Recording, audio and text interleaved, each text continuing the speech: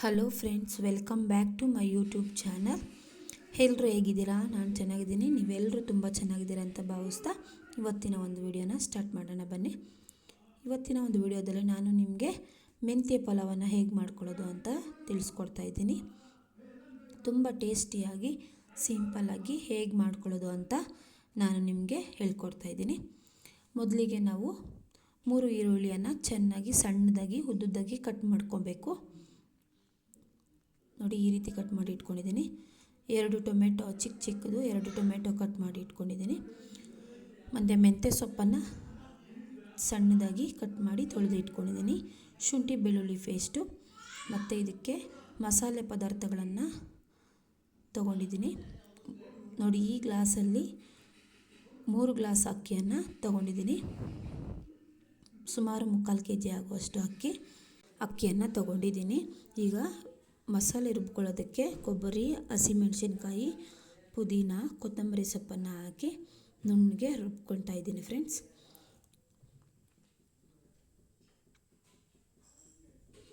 ನೋಡಿ, ಇಷ್ಟು ನುಣ್ಣಗಾದರೆ ಸಾಕು.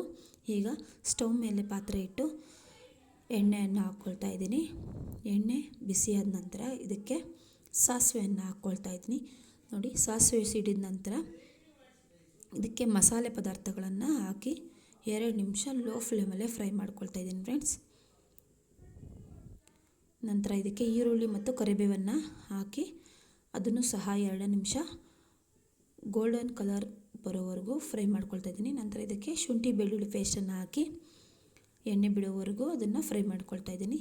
ನಂತರ ರುಬ್ಬಿಕೊಂಡಂತಹ ಮಸಾಲೆಯನ್ನು ಸಹ ಹಾಕಿ ಅದನ್ನು ಸಹ 2 ನಿಮಿಷ ಫ್ರೈ ಮಾಡ್ಕೊಳ್ತಾ ಇದ್ದೀನಿ. ಎಣ್ಣೆ ಬಿಡೋವರೆಗೂ ಫ್ರೈ ಮಾಡ್ಕೊಳ್ಳಿ ಫ್ರೆಂಡ್ಸ್. ನಂತರ ಇದಕ್ಕೆ ಟೊಮೆಟೊವನ್ನು ಹಾಕ್ಕೊಳ್ತಾ ಇದ್ದೀನಿ. ನಂತರ ಇದಕ್ಕೆ ಸ್ವಲ್ಪ ಉಪ್ಪನ್ನು ಹಾಕಿದ್ರೆ ಟೊಮೆಟೊ ಬೇಗ ಬೇಯುತ್ತೆ ಫ್ರೆಂಡ್ಸ್. ಅದಕ್ಕೋಸ್ಕರ ಈಗ ಇದಕ್ಕೆ ಮೆಂತ್ಯ ಸೊಪ್ಪನ್ನು ಹಾಕ್ಕೊಳ್ತಾ ಇದ್ದೀನಿ. ಮೆಂತ್ಯ ಸೊಪ್ಪನ್ನು ಹಾಕಿ ಅದನ್ನು ಸಹ 2 ನಿಮಿಷ ಲೋ ಫ್ಲೇಮಲ್ಲಿ ಫ್ರೈ ಮಾಡ್ಕೊಳ್ಳಿ. ನಂತರ ಇದಕ್ಕೆ 3 ಗ್ಲಾಸ್ ಅಕ್ಕಿಗೆ 6 ಗ್ಲಾಸನ್ನು ನೀರನ್ನು ಹಾಕ್ಕೊಳ್ತಾ ಇದ್ದೀನಿ.